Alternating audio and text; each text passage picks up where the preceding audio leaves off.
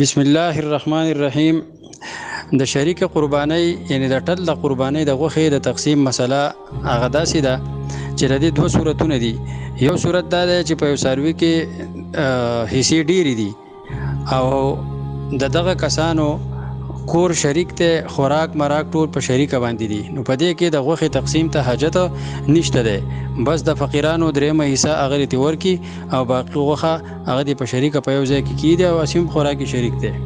دویم صورت دا دی چې دا د مختلفو کورنو خلک دی یا خوراک پخول چې دي دا جدا جدا دي.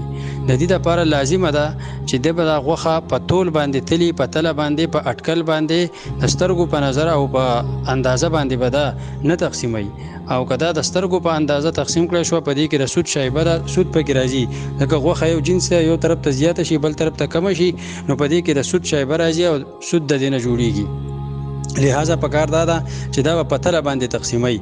اوس بعضې کسان داسې چې دوه کسه یا درې کسه باندې هغه څاروی حلال کی، نو هغو تقسیم په تول باندې نه کوي.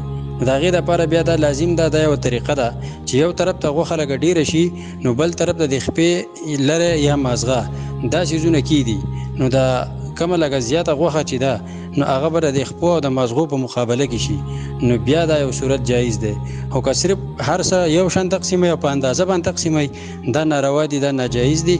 لہذا په ټول باندې د غوښه تقسیمول د ټولو نه بهتره طریقه او بهتره خبره ده.